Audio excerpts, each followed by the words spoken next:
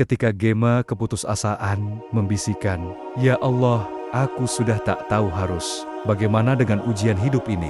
Itu adalah seruan jiwa yang teramat dalam, sebuah cerminan dari beban yang terasa begitu berat hingga melumpuhkan. Perasaan semacam ini bukanlah tanda kelemahan, melainkan respons manusiawi yang jujur terhadap serangkaian tekanan hidup yang tak tertahankan. Bisa jadi, ini adalah akumulasi dari kesulitan finansial yang mencekik, badai dalam hubungan keluarga yang tak berkesudahan, perjuangan melawan penyakit yang menguras energi, rentetan kegagalan yang memupus harapan, kehilangan yang merobek hati, tekanan pekerjaan yang meracuni jiwa, atau bahkan pertanyaan eksistensial tentang makna hidup yang tak kunjung menemukan jawaban. Setiap dari kita pada titik tertentu dalam perjalanan hidup mungkin pernah merasakan beban yang begitu mendalam ini, kelesuan fisik dan mental, tidur yang tak nyenyak, perubahan nafsu makan, kecenderungan untuk menarik diri dari pergaulan, hingga kesulitan berkonsentrasi adalah beberapa gejala yang sering menyertai perasaan ini. Penting sekali untuk mengakui bahwa perasaan ini adalah sah. Ia adalah sinyal bahwa jiwa dan raga Anda membutuhkan uluran tangan dan perubahan, mengawali langkah, menerima realitas, dan membuka diri untuk bantuan. Dalam kegelapan yang pekat saat merasa sudah tak tahu harus bagaimana, langkah pertama yang paling krusial adalah tidak menanggungnya sendiri.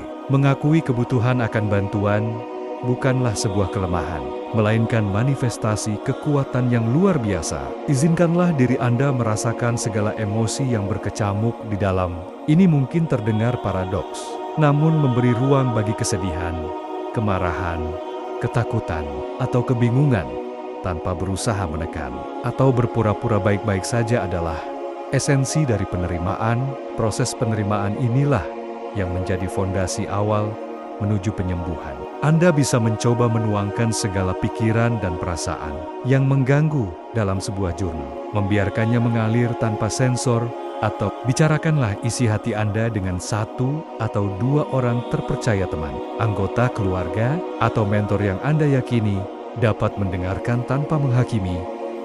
Terkadang, sekadar mengungkapkan apa yang dirasakan sudah mampu membawa sedikit kelegaan di tengah badai emosi. Seringkali kita mengabaikan kebutuhan dasar tubuh dan jiwa.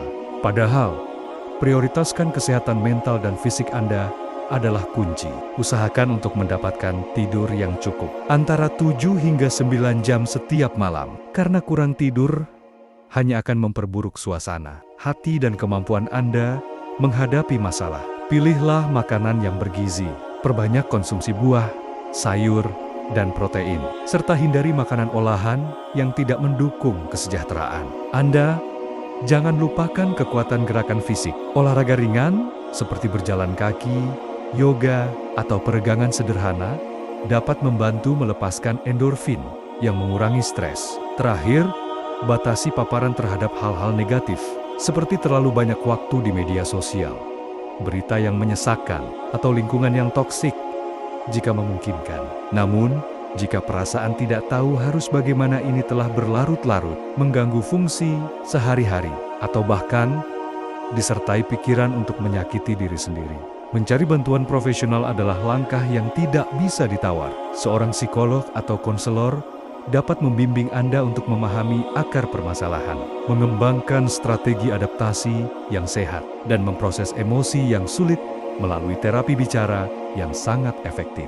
Apabila ada indikasi gangguan suasana hati yang lebih serius, seperti depresi klinis atau gangguan kecemasan parah, seorang psikiater dapat mengevaluasi dan meresepkan obat jika memang diperlukan. Dan yang paling penting, jika Anda memiliki pikiran untuk bunuh diri atau melukai diri sendiri, segera hubungi layanan darurat atau hotline bunuh diri di daerah Anda. Di Indonesia, Anda bisa menghubungi nomor seperti Kementerian Kesehatan di 119 ekstensi 8, merajut kekuatan spiritual, berserah diri kepada Allah. Bagi banyak umat muslim, seruan "Ya Allah, aku sudah tak tahu harus bagaimana" seringkali muncul sebagai ungkapan ketulusan dan kepasrahan kepada Sang Pencipta. Dalam ajaran Islam, Ujian hidup adalah bagian tak terpisahkan dari perjalanan iman, sebuah arena untuk menguji keteguhan hati. Memperkuat tauhid dan tawakal adalah landasan utama. Pahami hakikat ujian. Allah Subhanahu wa Ta'ala berfirman dalam Al-Quran, Surah Al-Baqarah ayat 155.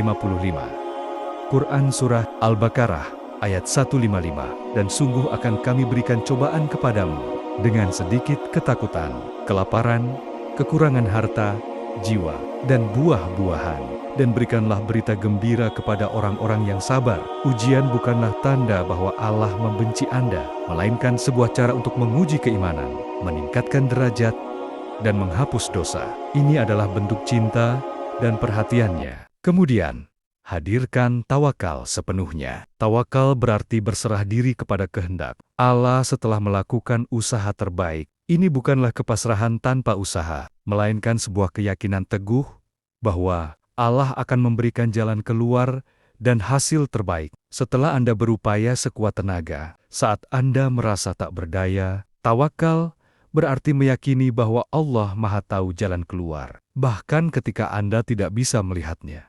Selanjutnya, perbanyaklah ibadah dan doa. Salat adalah tiang agama, jembatan komunikasi langsung dengan Allah dalam setiap rakaat, setiap sujud.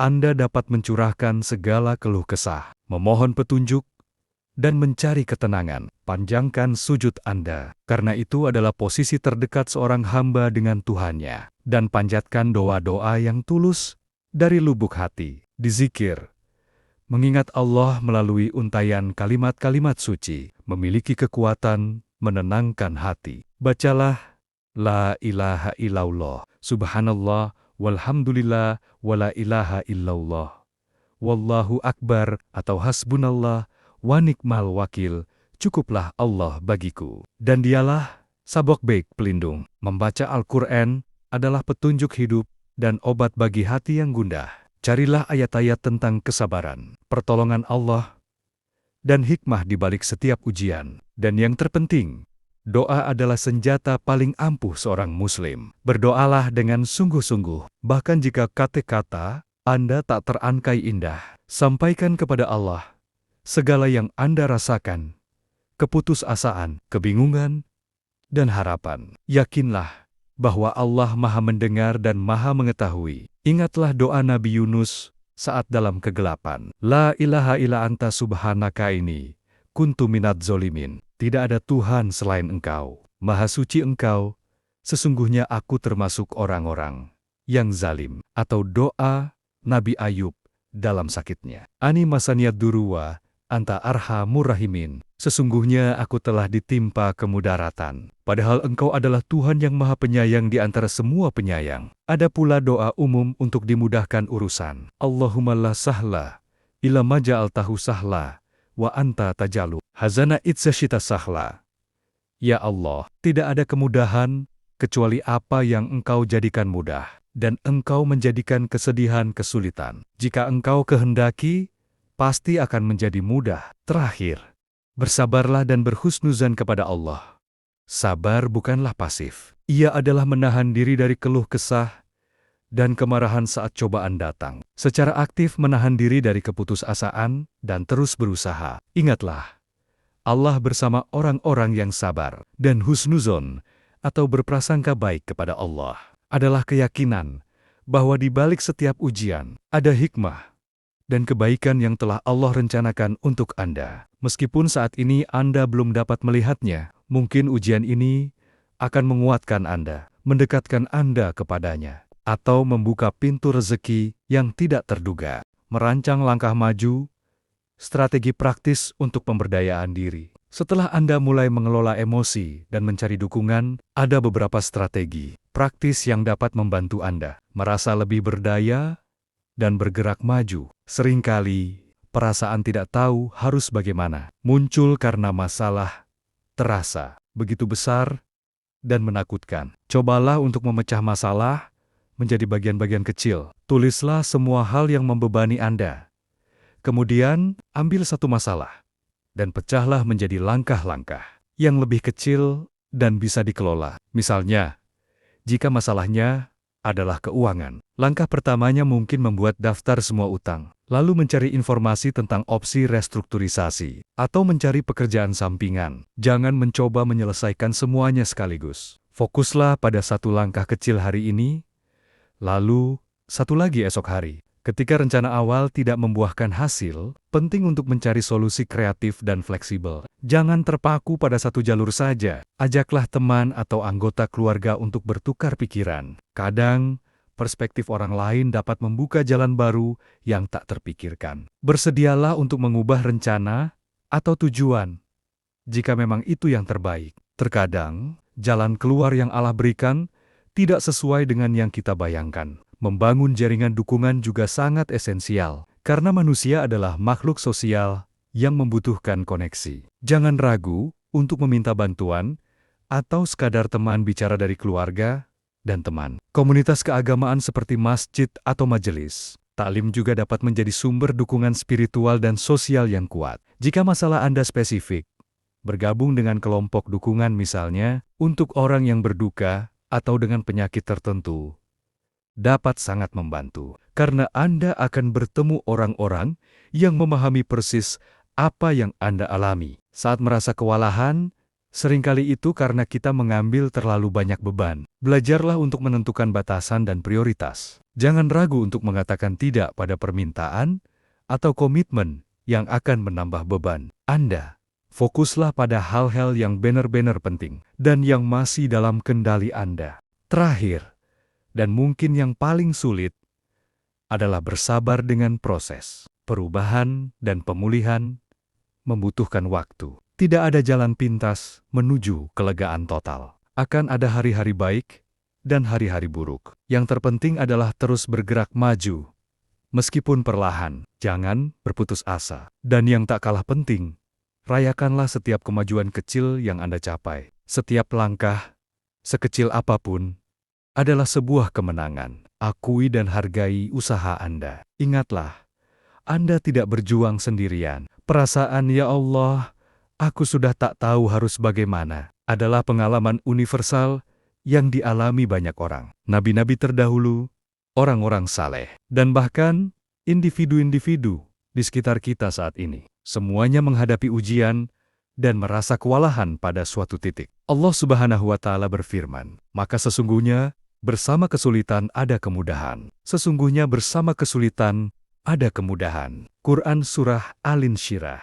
Ayat ini diulang 2 kali untuk menekankan bahwa kemudahan pasti akan datang setelah kesulitan. Ini adalah janji yang teguh dari Allah. Saat ini mungkin terasa gelap gulita, namun ingatlah bahwa selalu ada harapan. Fokuslah pada satu langkah, pada satu waktu. Carilah bantuan dari sesama manusia, dan mohonlah pertolongan serta petunjuk dari Allah Subhanahu wa Ta'ala. Percayalah bahwa Allah tidak akan membebani hambanya melebihi batas kemampuannya. Jika beban ini terasa terlalu berat untuk ditanggung sendiri, saya mohon, jangan ragu untuk mencari bantuan profesional segera. Kesehatan dan kesejahteraan Anda adalah prioritas utama. Apakah ada bagian dari bahasan ini yang ingin Anda jelajahi lebih lanjut? Atau mungkin ada pertanyaan lain yang muncul di benak Anda?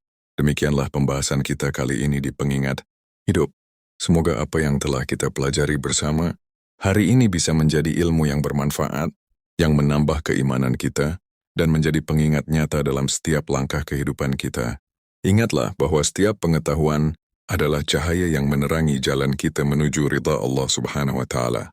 Teruslah belajar, teruslah berusaha menjadi pribadi yang lebih baik, dan jangan lupa untuk selalu mempraktikkan apa yang telah kita pahami, karena ilmu tanpa amal bagaikan pohon tak berbuah. Jika Anda merasa video ini bermanfaat, jangan lupa like dan share ke teman di Kemburiban, serta tinggalkan komentar di bawah. Saran dan masukan Anda sangat berharga bagi kami untuk terus meningkatkan kualitas channel ini. Terima kasih atas perhatian Anda. Sampai jumpa di video selanjutnya hanya di Pengingat Hidup. Wassalamualaikum warahmatullahi wabarakatuh.